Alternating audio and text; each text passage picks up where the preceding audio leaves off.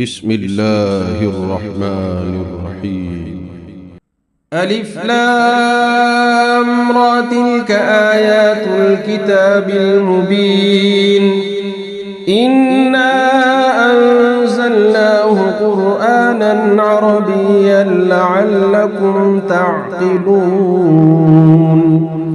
نحن نقص عليك أحسن القصص بما أوحينا إليك هذا القرآن وإن كنت من قبله لمن الغافلين إذ قال يوسف لأبيه يا أبت إني رأيت 11 كوكبا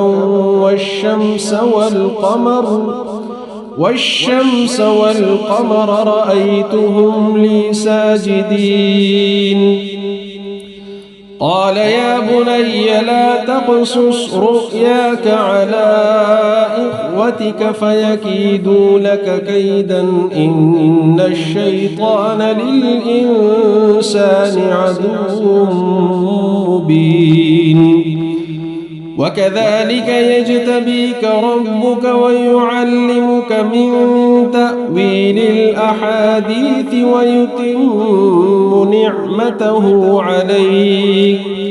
ويتم نعمته عليك وعلى آل يعقوب كما أتمها على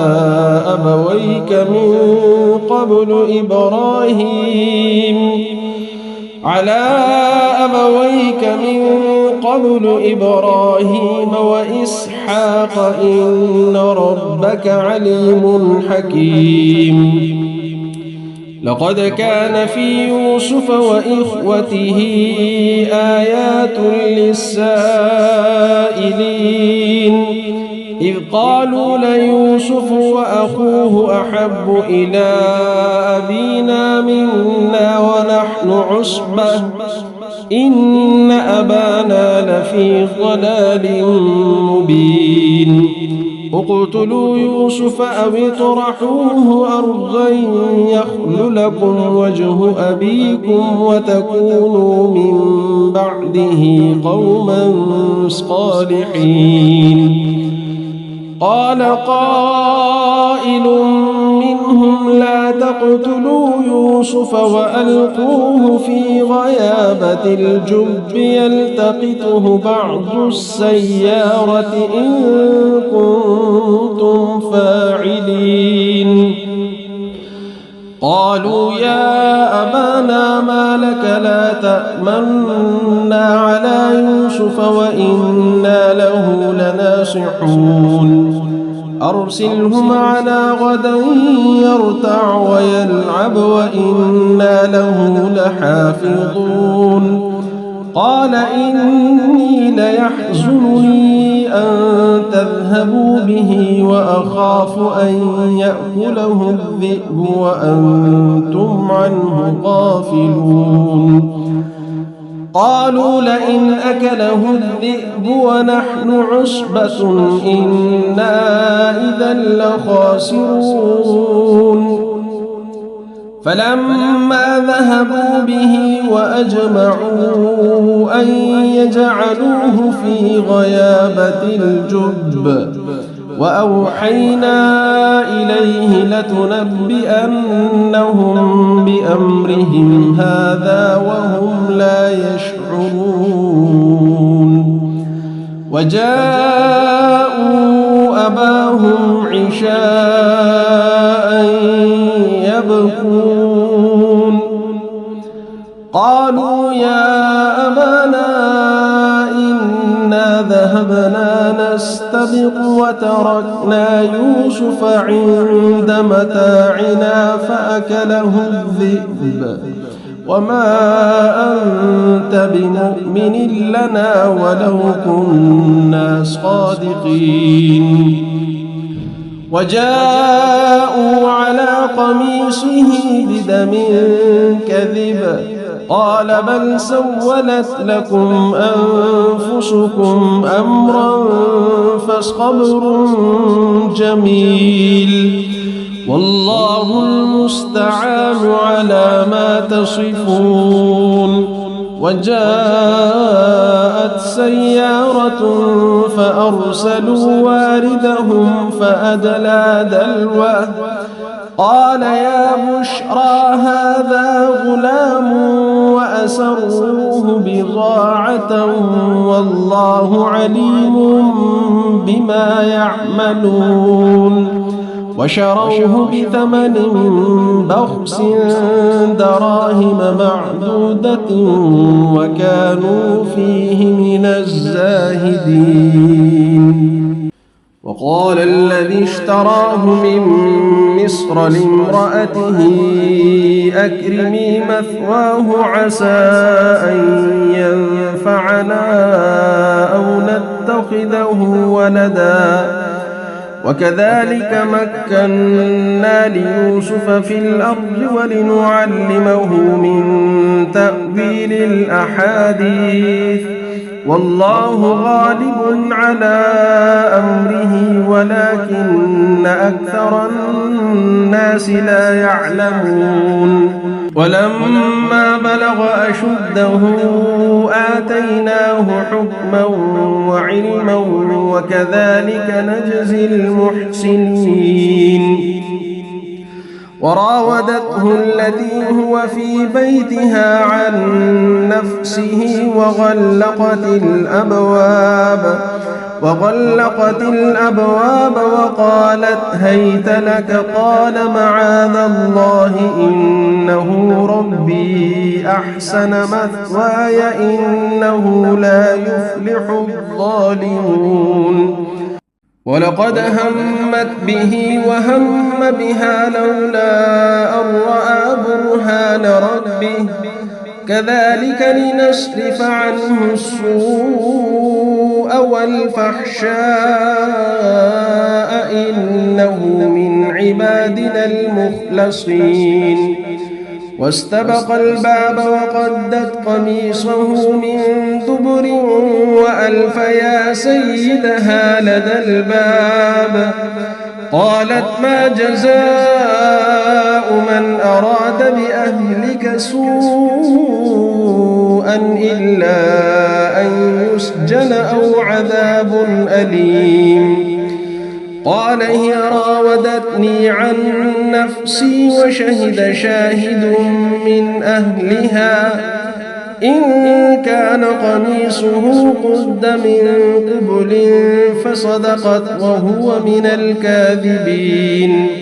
وإن كان قميصه قد من دبر فكذبت وهو من الصادقين. فلما رأى قميصه قد من دبر قال إنه من كيدكن إن كيدكن عظيم. يوسف أعرض عن هذا واستغفري لذنبك إنك كنت من الخاطئين. وقال نسوة في المدينة امرأة العزيز تراود فتاها عن نفسه قد شغفها حبا إنا لنراها في ضلال مبين. فلما سمعت بمكرهن أرسلت إليهن وأعتدت لهن متكأ وآتت كل واحدة منهن سكينا وقالت اخرج عليهن فلما رأينه أكبرنه وقطعن أيديهن وقلن حاش لله ما هذا بشرا إن هذا إلا ملك كريم. قالت فذلكن الذي لمتنني فيه ولقد راودته عن نفسه فاستعصم ولئن لم يفعل ما آمره ليسجنن وليكون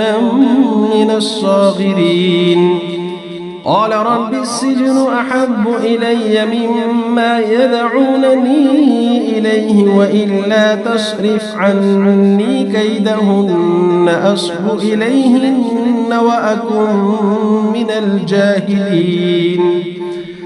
فاستجاب له ربه فصرف عنه كيدهن إنه هو السميع العليم ثم بدا لهم من بعد ما رأوا الآيات ليسجننه حتى حين ودخل معه السجن فتيان قال أحدهما إني أراني أعصر خمرا وقال الآخر إني أراني أحمل فوق رأسي خبزا تأكل الطير منه نبئنا بتأويله إنا نراك من المحسنين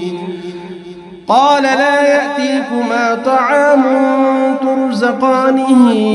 إلا نبأتكما بتأويله قبل أن يأتيكما ذلكما مما علمني ربي إني تركت ملة قوم لا يؤمنون بالله وهم بالآخرة هم كافرون واتبعت ملة آبائي إبراهيم وإسحاق ويعقوب ما كان لنا أن نشرك بالله من شيء ذلك من فضل الله علينا وعلى الناس ولكن أكثر الناس لا يشكرون يا صاحبي السجن أأرباب متفرقون خير أم الله الواحد القهار ما تعبدون من دونه إلا أسماء سميتموها أنتم وآباؤكم ما أنزل الله بها من سلطان إن الحكم إلا لله أمر ألا تعبدوا إلا إياه ذلك الدين القيم ولكن أكثر الناس لا يعلمون يا صاحبي السجن أما أحدكما فيسقي ربه خمرا وأما الآخر فيصلب فتأكل الطير من رأسه قضي الأمر الذي فيه تستفتيان وقال الذي ظن أنه ناج منه اذكرني عند ربك فأنساه الشيطان ذكر ربه فلبث في السجن 9 سنين وقال الملك إني أرى 7 بقرات سمان يأكلهن 7 عجاف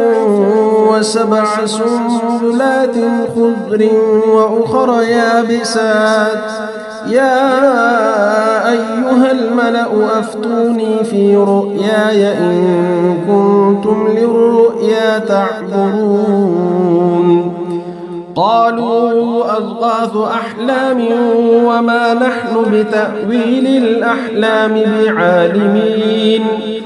وقال الذي نجا منهما وادكر بعد أمة أنا أنبئكم بتأويله فأرسلون يوسف أيها الصديق أفتنا في 7 بقرات سمان يأكلهن 7 عجاف و7 سنبلات خضر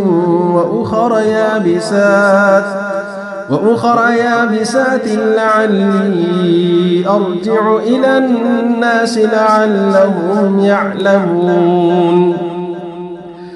قال تزرعون 7 سنين دأبا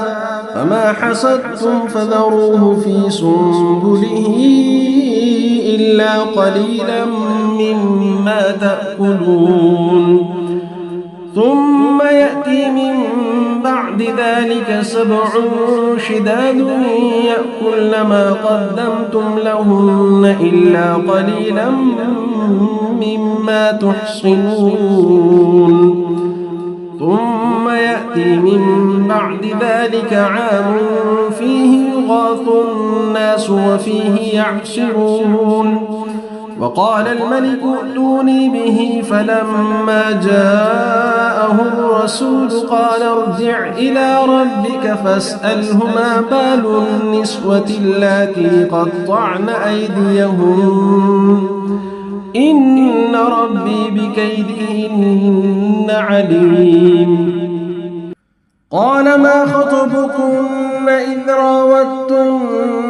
يوسف عن نفسه قلن حاش لله ما علمنا عليه من سوء قالت امرأة العزيز الآن حص الحق أنا راودته عن نفسه وإنه لمن الصادقين ذلك ليعلم أني لم أخنه بالغيب وأن الله لا يهدي كيد الخائنين وما أبرئ نفسي إن النفس لأمارة بالسوء إلا ما رحم ربي إن ربي غفور رحيم وقال الملك ائتوني به أستخلصه لنفسي فلما كلمه قال إنك اليوم لدينا مكين أمين قال اجعلني على خزائن الأرض إني حفيظ عليم وكذلك مكنا ليوسف في الأرض يتبوأ منها حيث يشاء نصيب برحمتنا من نشاء ولا نضيع أجر المحسنين ولأجر الآخرة خير للذين آمنوا وكانوا يتقون وجاء إخوة يوسف فدخلوا عليه فعرفهم وهم له منكرون ولما جهزهم بجهازهم قال ائتوني بأخ لكم من أبيكم ألا ترون أني أوفي الكيل وأنا خير المنزلين فإن لم تأتوني به فلا كيل لكم عندي ولا تقربون قالوا سنراود عنه أباه وإنا لفاعلون وقال لفتيانه اجعلوا بضاعتهم في رحالهم لعلهم يعرفونها إذا انقلبوا إلى أهلهم لعلهم يرجعون فلما رجعوا إلى أبيهم قالوا يا أبانا منع منا الكيل فأرسل معنا أخانا نكتل وإنا له لحافظون قال هل آمنكم عليه إلا كما أمنتكم على أخيه من قبل فالله خير حافظا وهو أرحم الراحمين ولما فتحوا متاعهم وجدوا بضاعتهم ردت إليهم قالوا يا أبانا ما نبغي هذه بضاعتنا ردت إلينا ونمير أهلنا ونحفظ أخانا ونزداد كيل بعير ذلك كيل يسير قال لن أرسله معكم حتى تؤتون موثقا من الله لتأتونني به إلا أن يحاط بكم فلما آتوه موثقهم قال الله على ما نقول وكيل وقال يا بني لا تدخلوا من باب واحد وادخلوا من أبواب متفرقة وما أغني عنكم من الله من شيء إن الحكم إلا لله عليه توكلت وعليه فليتوكل المتوكلون. ولما دخلوا من حيث أمرهم أبوهم ما كان يغني عنهم من الله من شيء إلا حاجة في نفس يعقوب قضاها وإنه لذو علم لما علمناه ولكن أكثر الناس لا يعلمون. ولما دخلوا على يوسف آوى إليه أخاه قال إني أنا أخوك فلا تبتئس بما كانوا يعملون. فلما جهزهم بجهازهم جعل السقاية في رحل أخيه ثم أذن مؤذن أيتها العير إنكم لسارقون. قالوا وأقبلوا عليهم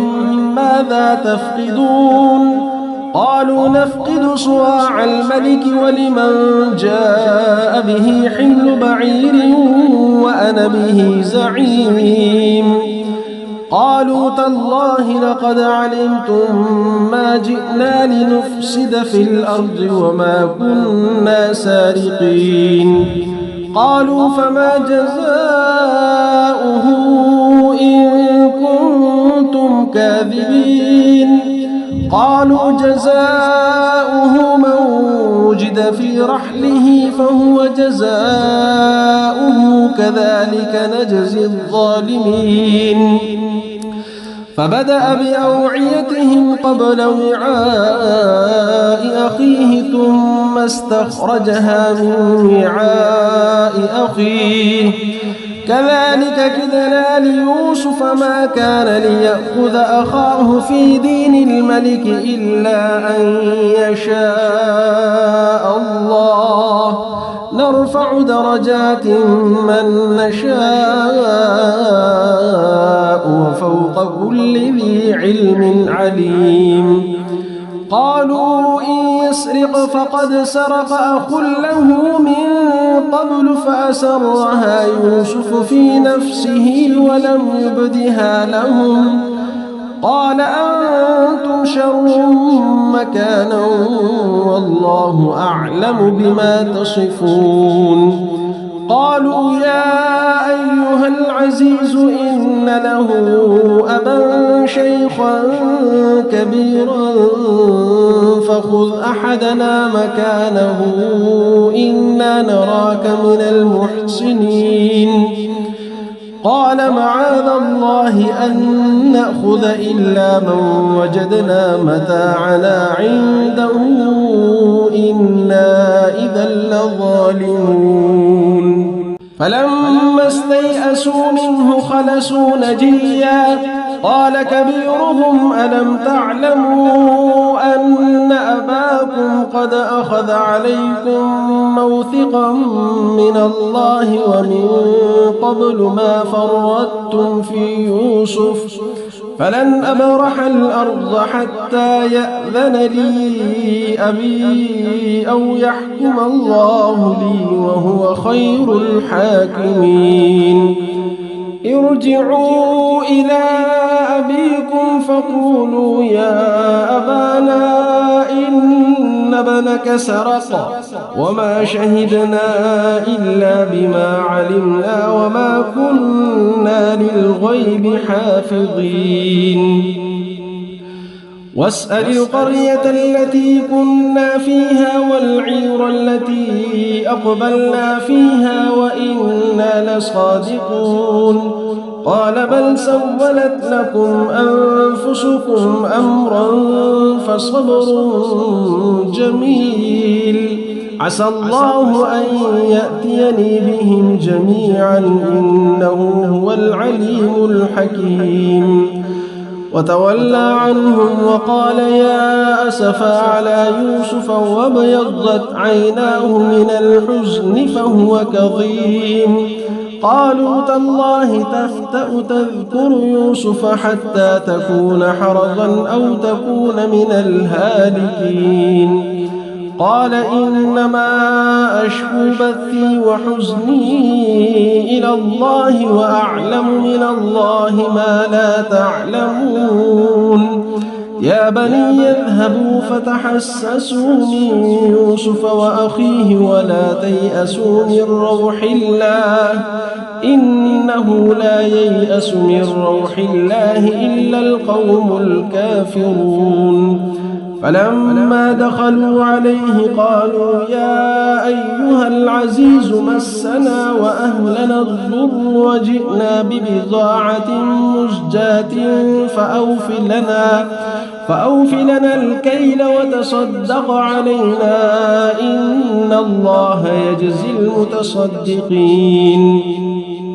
قال هل علمتم ما فعلتم بيوسف وأخيه إذ أنتم جاهلون؟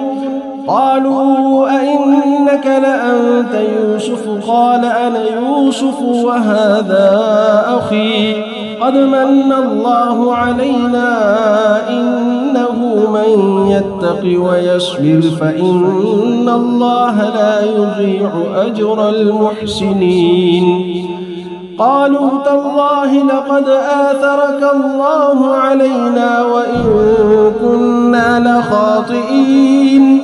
قال لا تثريب عليكم اليوم يغفر الله لكم وهو أرحم الراحمين. اذهبوا بقميصي هذا فألقوه على وجه أبي يأت بصيرا وأتوني بأهلكم أجمعين. ولما فصلت العير قال أبوهم إني لأجد ريح يوسف لولا أن تفندون. قالوا تالله إنك لفي ضلالك القديم. فلما أن جاء البشير ألقاه على وجهه فارتد بصيرا قال ألم أقل لكم إني أعلم من الله ما لا تعلمون. قالوا يا أبانا استغفر لنا ذنوبنا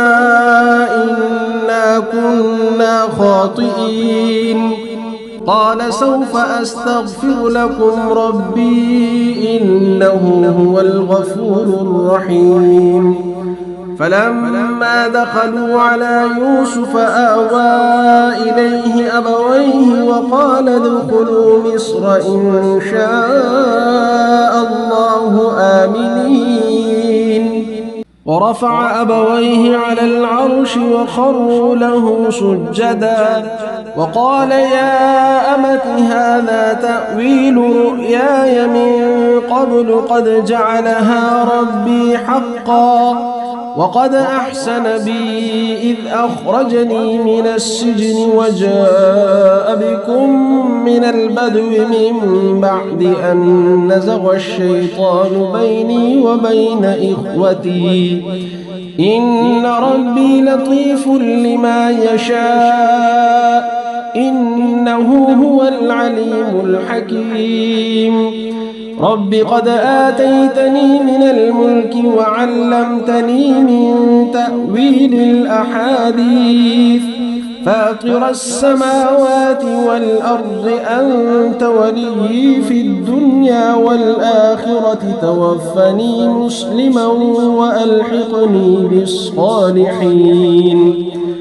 ذلك من أنباء الغيب نوحيه إليك وما كنت لديهم إذ أجمعوا أمرهم وهم يمكرون.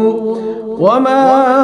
أكثر الناس ولو حرصت بمؤمنين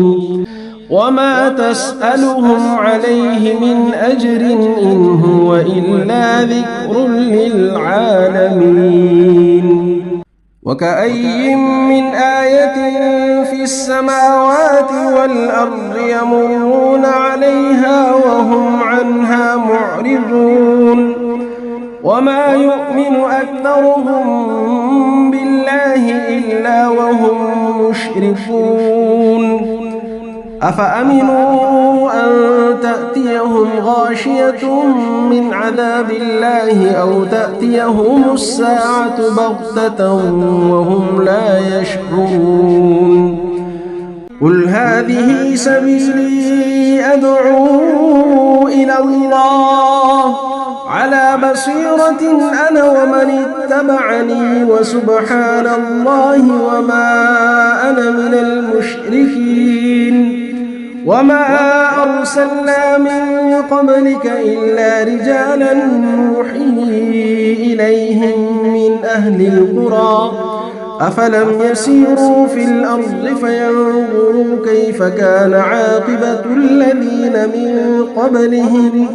ولدار الآخرة خير للذين اتقوا أفلا تعقلون حتى إذا استيأس الرسل وظنوا أنهم قد كذبوا جاءهم نصرنا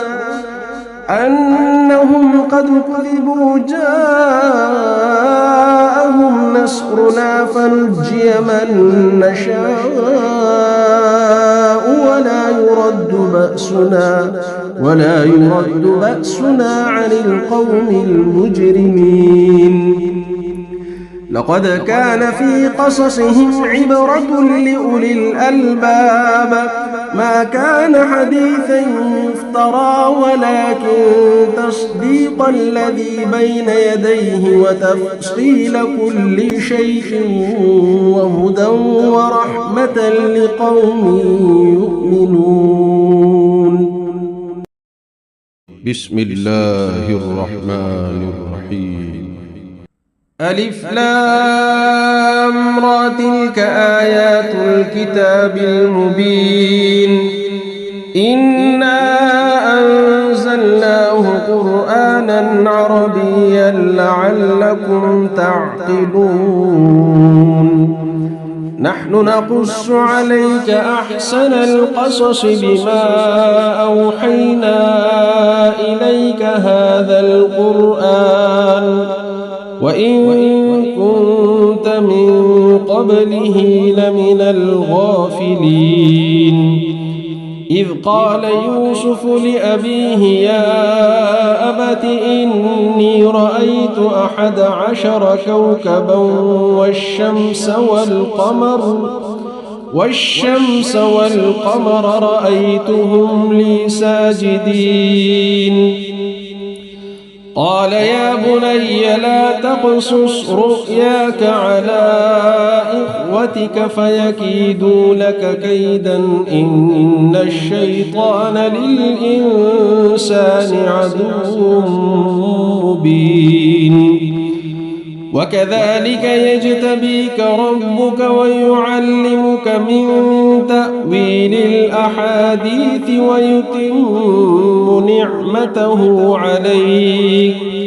ويتم نعمته عليك وعلى آل يعقوب كما أتمها على أبويك من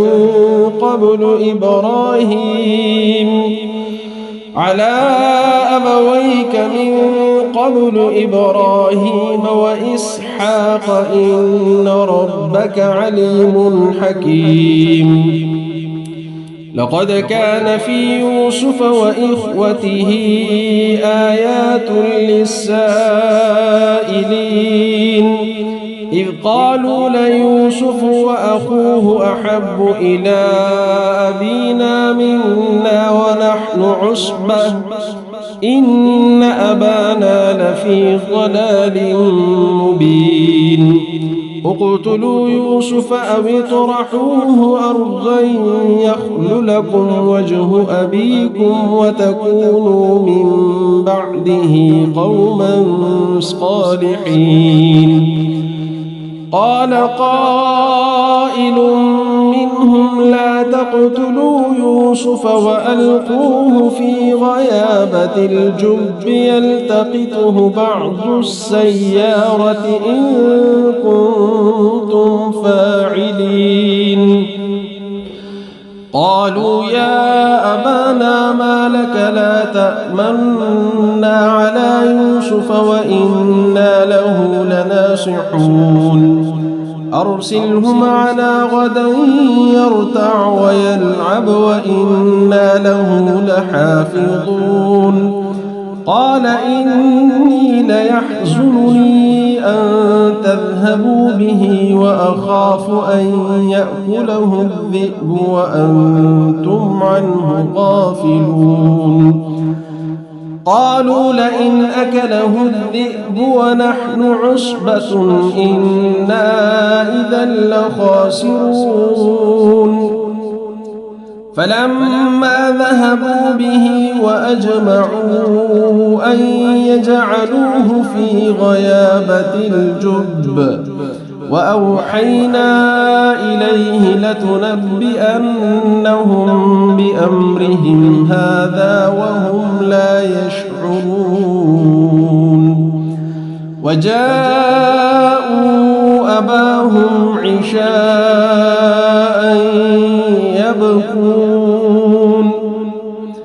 قالوا يا أبانا إنا ذهبنا نستبق وتركنا يوسف عند متاعنا فأكله الذئب وما أنت بمؤمن لنا ولو كنا صادقين وجاءوا على قميصه بدم كذب قال بل سولت لكم أنفسكم أمرا فصبر جميل والله المستعان على ما تصفون وجاءت سيارة فأرسلوا واردهم فأدلى دلوه قال يا بشرى هذا غلام وأسروه بضاعة والله عليم بما يعملون وشروه بثمن بخس دراهم معدودة وكانوا فيه من الزاهدين وقال الذي اشتراه من مصر لامرأته أكرمي مثواه عسى أن ينفعنا أو نتخذه ولدا وكذلك مكنا ليوسف في الأرض ولنعلمه من تأويل الأحاديث والله غالب على أمره ولكن أكثر الناس لا يعلمون ولما بلغ أشده آتيناه حكما وعلما وكذلك نجزي المحسنين وراودته التي هو في بيتها عن نفسه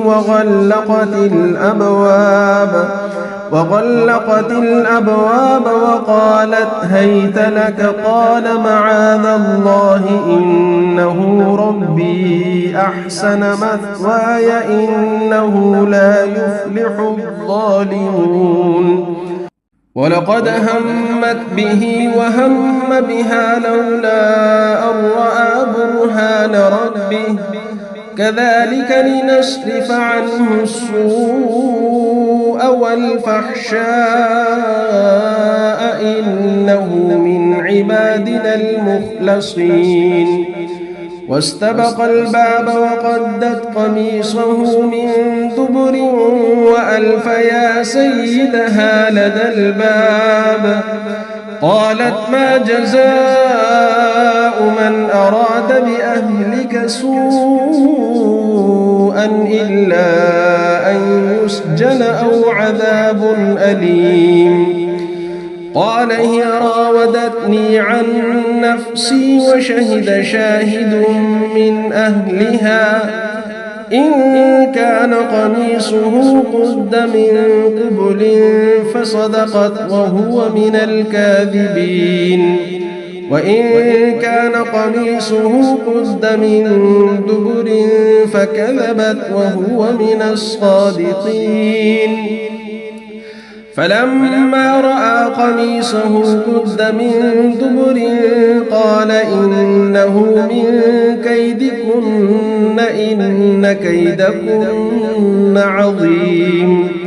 يوسف أعرض عن هذا واستغفري لذنبك إنك كنت من الخاطئين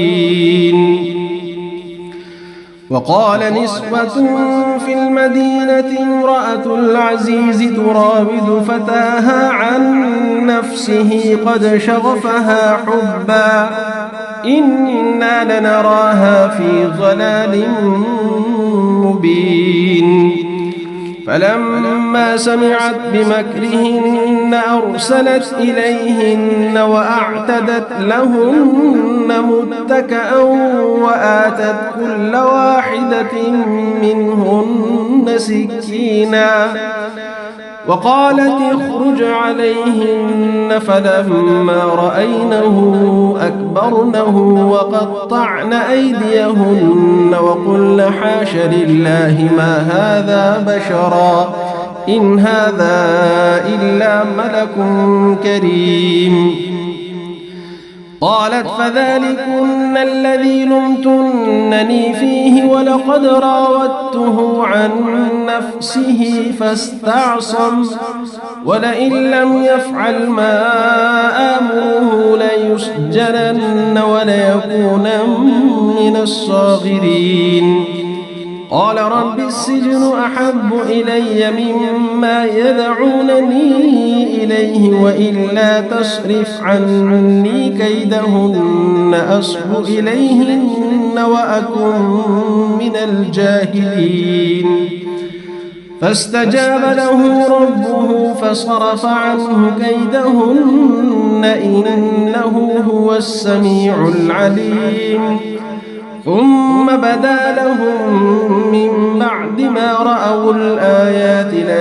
ليسجننه حتى حين ودخل معه السجن فتيان قال أحدهما إني أراني أعصر خمرا وقال الآخر إني أراني أحمل فوق رأسي خبزا تأكل الطير منه نبئنا بتأويله إنا نراك من المحسنين قال لا يأتيكما طعام ترزقانه إلا نبأتكما بتأويله قبل أن يأتيكما ذلكما مما علمني ربي إني تركت ملة قوم لا يؤمنون بالله وهم بالآخرة هم كافرون واتبعت ملة آبائي إبراهيم وإسحاق ويعقوب ما كان لنا أن نشرك بالله من شيء ذلك من فضل الله علينا وعلى الناس ولكن أكثر الناس لا يشكرون يا صاحبي السجن أأرباب متفرقون خير أم الله الواحد القهار ما تعبدون من دونه إلا أسماء سميتموها أنتم وآباؤكم ما أنزل الله بها من سلطان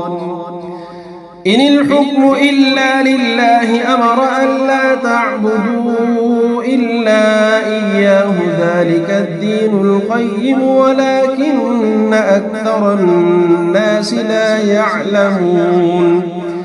يا صاحبي السجن أما أحدكما فيسقي ربه خمرا وأما الآخر فيصلب فتأكل الطير من رأسه قضي الأمر الذي فيه تستفتيان وقال الذي ظن أنه ناج منهما اذكرني عند ربك فأنساه الشيطان ذكر ربه فلبث في السجن بضع سنين وقال الملك إني أرى 7 بقرات سمان يأكلهن 7 عجاف و7 سنبلات خضر وأخر يابسات يا أيها الملأ أفتوني في رؤياي إن كنتم للرؤيا تعبرون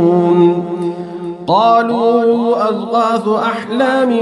وما نحن بتأويل الأحلام بعالمين وقال الذي نجا منهما وادكر بعد أمة أنا أنبئكم بتأويله فأرسلون يوسف أيها الصديق أفتنا في 7 بقرات سمان يأكلهن 7 عجاف و7 سنبلات خضر وأخر يابسات لعلي أرجع إلى الناس لعلهم يعلمون قال تزرعون 7 سنين دأبا فما حصدتم فذروه في سنبله إلا قليلا مما تأكلون ثم يأتي من بعد ذلك 7 شداد يأكلن ما قدمتم لهن إلا قليلا مما تحصنون ثم يأتي من بعد ذلك عام فيه يغاث الناس وفيه يعصرون وقال الملك ائتوني به فلما جاءه الرسول قال ارجع إلى ربك فاسأله ما بال النسوة اللاتي قطعن أيديهن إن ربي بكيدهن عليم قال ما خطبكن إذ راوتن يوسف عن نفسه قلن حاش لله ما علمنا عليه من سوء قالت امرأة العزيز الآن حصحص الحق أنا راودته عن نفسه وإنه لمن الصادقين ذلك ليعلم أني لم أخنه بالغيب وأن الله لا يهدي كيد الخائنين وما أبرئ نفسي إن النفس لأمارة بالسوء إلا ما رحم ربي إن ربي غفور رحيم وقال الملك ائتوني به أستخلصه لنفسي فلما كلمه قال إنك اليوم لدينا مكين أمين قال اجعلني على خزائن الأرض إني حفيظ عليم وكذلك مكنا ليوسف في الأرض يتبوأ منها حيث يشاء نصيب برحمتنا من نشاء ولا نضيع أجر المحسنين ولأجر الآخرة خير للذين آمنوا وكانوا يتقون وجاء إخوة يوسف فدخلوا عليه فعرفهم وهم له منكرون ولما جهزهم بجهازهم قال ائتوني بأخ لكم من أبيكم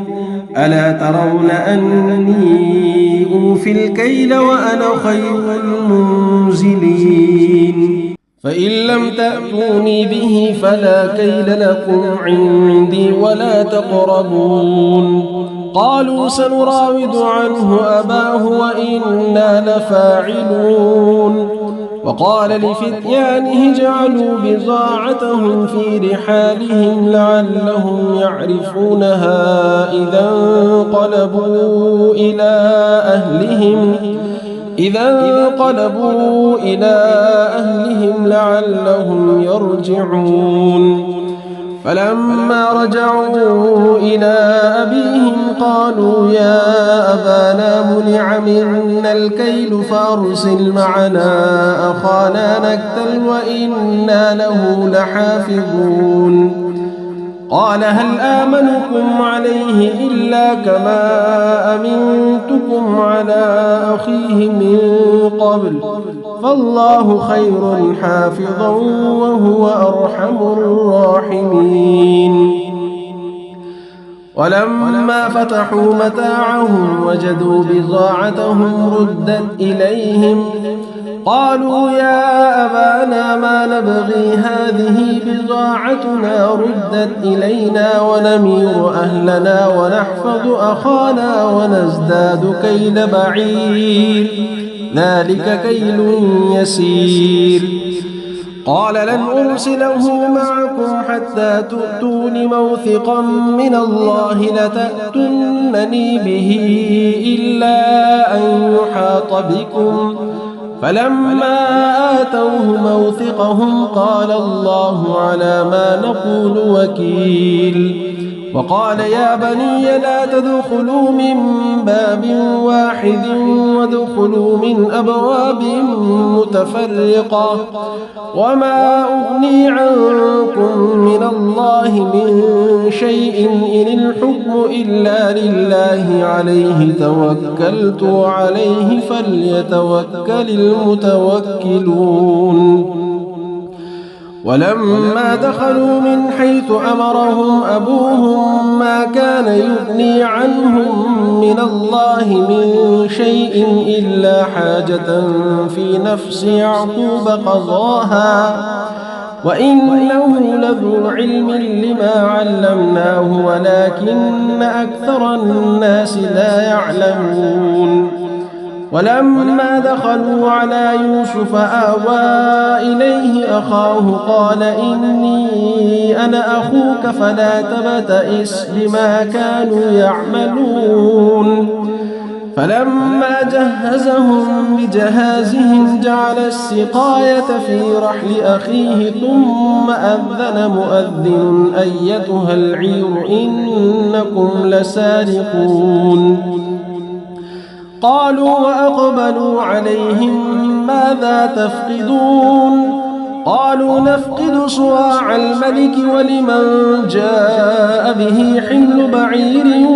وأنا به زعيم قالوا تالله لقد علمتم ما جئنا لنفسد في الأرض وما كنا سارقين قالوا فما جزاؤه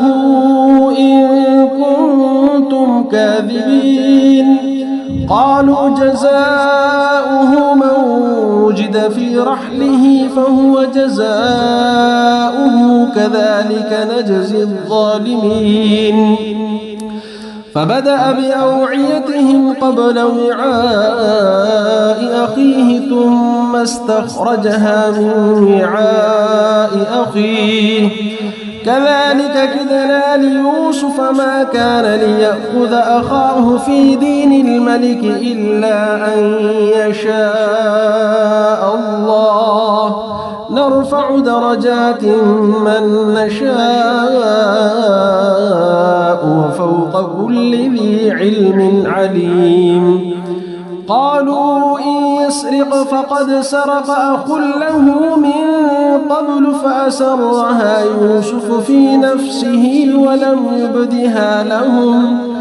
قال أنتم شر مكانا والله أعلم بما تصفون.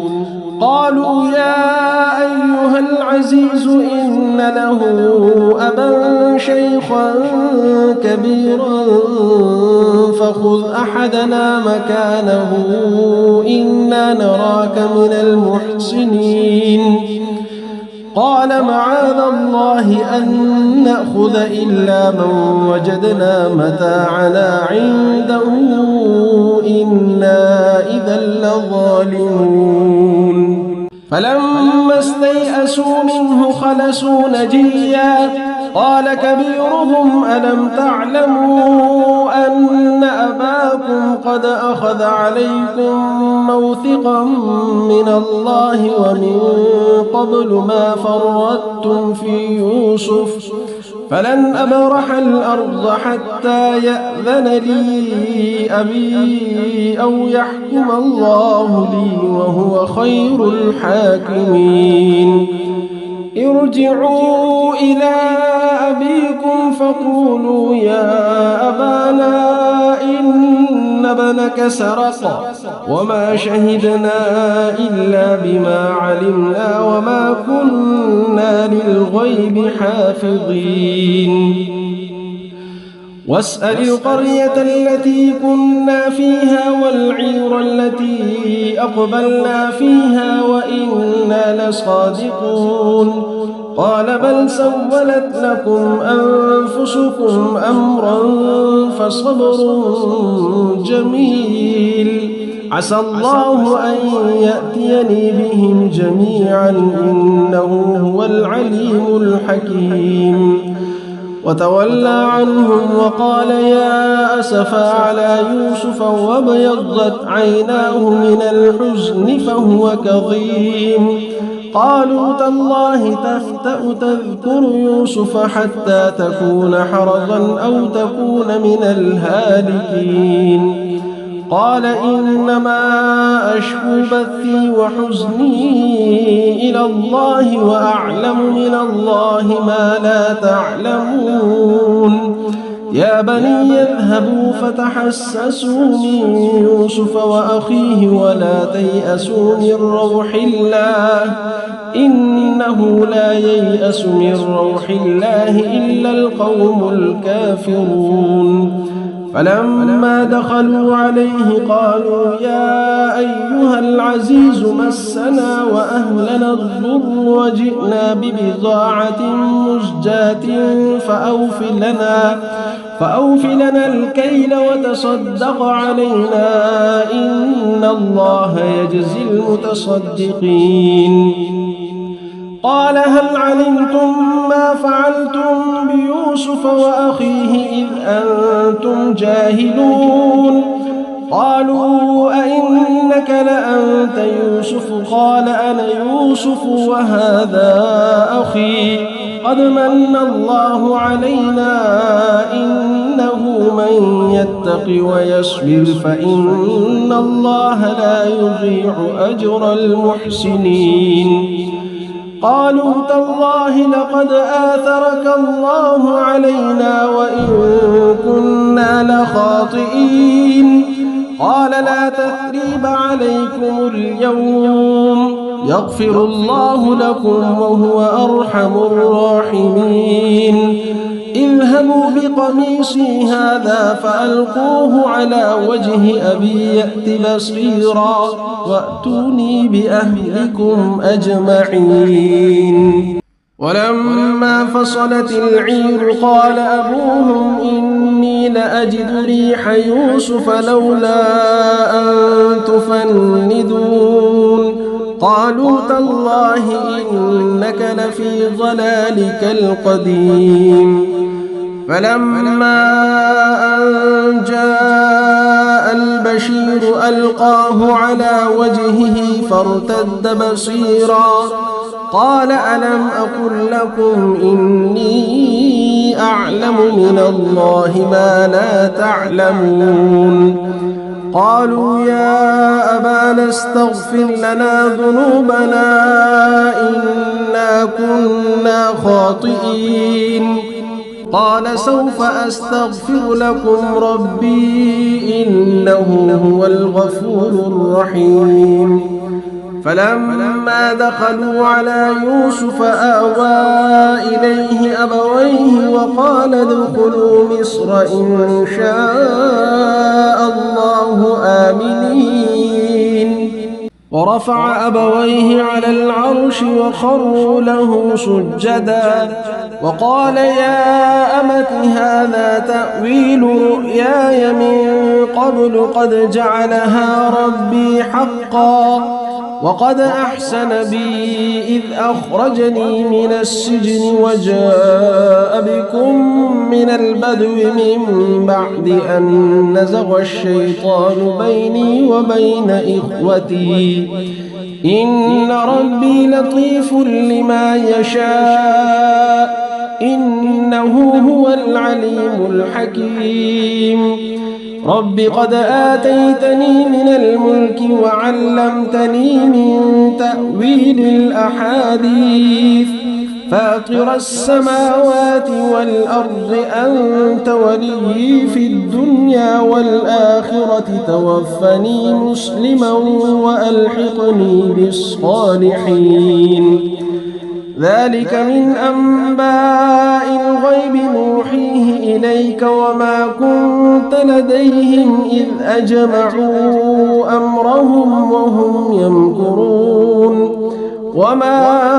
أكثر الناس ولو حرصت بمؤمنين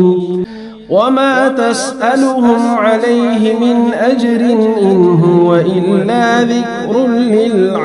للعالمين. وكأي من آية في السماوات والأرض يمرون عليها وهم عنها معرضون وما يؤمن أكثرهم بالله إلا وهم مشركون. أفأمنوا أن تأتيهم غاشية من عذاب الله أو تأتيهم الساعة بغتة وهم لا يشعرون. قل هذه سبيلي أدعو إلى الله على بصيرة أنا ومن اتبعني وسبحان الله وما أنا من المشركين. وما أرسلنا من قبلك إلا رجالا نوحي إليهم من أهل القرى أفلم يسيروا في الأرض فينظروا كيف كان عاقبة الذين من قبلهم ولدار الآخرة خير للذين اتقوا أفلا تعقلون. حتى إذا استيأس الرسل وظنوا أنهم قد كذبوا جاءهم